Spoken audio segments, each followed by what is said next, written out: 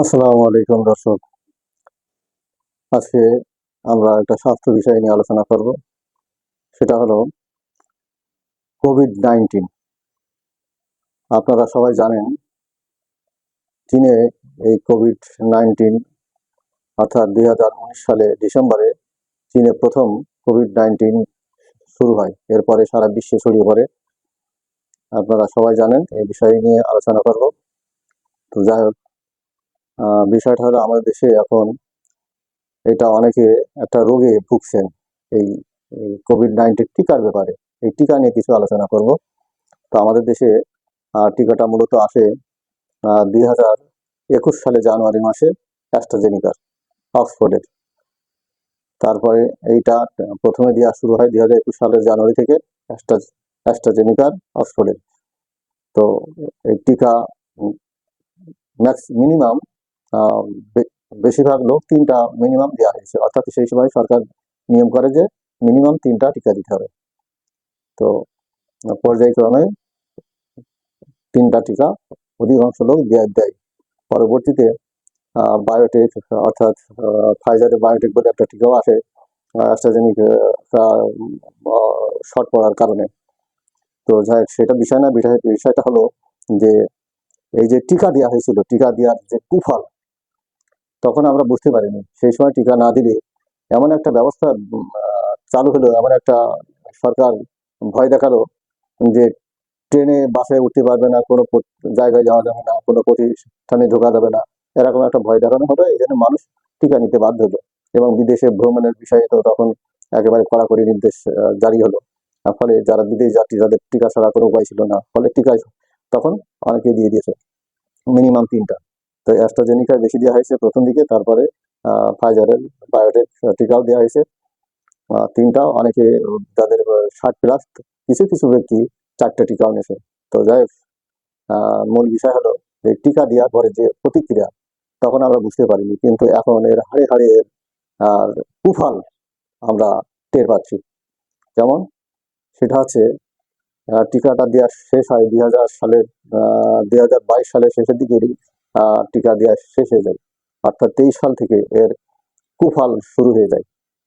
অর্থাৎ 23 সালের জানুয়ারি থেকে বা 22 সালের শেষের দিকেই থেকে মানুষের, এদেশের মানুষের ভিতরে অধিকাংশ মানুষের চুলকানি, পাতলা, দাগ, মানে মারাত্মক আকার ধারণ করে। আমরা অন্তত 40 বছর ধরে দেখেছি চুলকানি পাতলা হয়েছে, তখন সাধারণ ওষুধ, গ্রাইসোফুলভিন বা এই ফ্লুকোনাজাল ওষুধ দিয়ে এবং অ্যান্টিহিস্টামিন ওষুধ দিয়ে এই রোগটাকে নিরাময় করা যেত, সহজ হয়ে গেছে। কিন্তু এইসব ওষুধ দিয়ে এখন আর কোনো কাজ হচ্ছে না। পরবর্তী পর্যায়ে এমন জটিল আকার ধারণ করে মানুষের চুলকানি, পাতলা, এবং প্রতিটা লোকের দেখা গেছে, বা অন্তত মিনিমাম 90% লোকের ভিতরে চুলকানি, পাতলা হয়েছে, এবং এত জটিল আকার ধারণ করেছে যে এটা কোনো সাধারণ ওষুধে এখন কাজ করছে না। এখন একটু অনেক দামি দামি ওষুধ বেরিয়ে গেছে, ইট্রাকোনাজল, টার্বিনাফিন, এবং লেটেস্ট ভেরিকোনাজল ওষুধও বেরিয়ে গেছে। তো যাই হোক, এগুলো অনেক ব্যয়বহুল ওষুধ ব্যবহার করছে মানুষ, ডাক্তাররা দিচ্ছে। তো এখন এই যে সমস্যাটা তৈরি হয়েছে যে এই টিকার কারণে, এর থেকে বড় একটা বিষয় সেটা হলো যে এই টিকায় রক্ত জমাট বাঁধছে।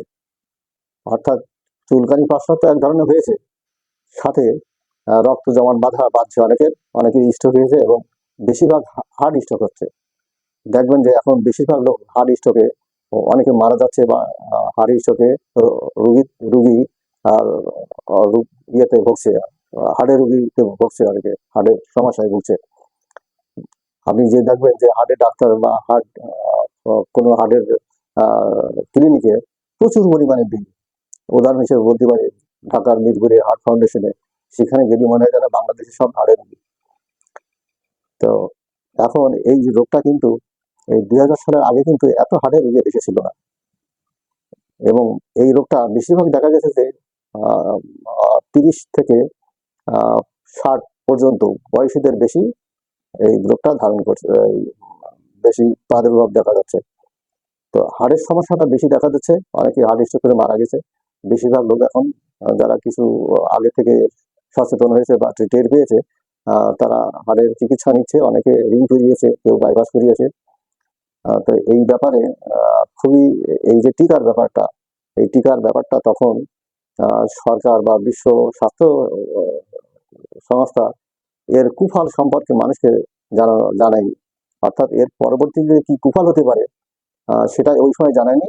পরবর্তীতে অর্থাৎ আমরা গত বছর এটা জানতে পেরেছি যে এই টিকার পার্শ্ব প্রতিক্রিয়া হয়েছে, বা বর্তমান আমাদের দেশে অনেক ডাক্তার, বিশেষজ্ঞ ডাক্তাররা তারাও জানাচ্ছে যে এই টিকার কারণে মানুষের এই চুলকানি, দাগ, চুলকানি এবং জটিল চর্মরোগে ভুগছে, এবং হার্ট স্ট্রোক হচ্ছে, হার্টের রক্ত জমাট বাড়ছে, এবং হার্টের রোগীর সংখ্যা ব্যাপক হারে বাড়ছে, এবং অনেকে এই রোগী নিয়ে এখন অনেক সমস্যায় সম্মুখীন হয়েছে।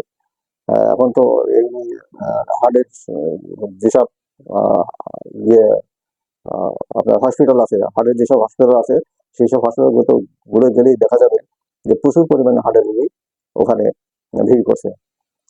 তো এই যে আমাদের এই যে করোনা টিকাটা দেওয়া হয়েছিল ওই সময়, এর সরকার, সেই সময় শেখ হাসিনা সরকার ছিল, হয়তো বিনামূল্যে দিয়েছে, ঠিকই, সবাই পেয়েছে, কিন্তু এর কুফল সম্পর্কে তখন এটা জানায়নি।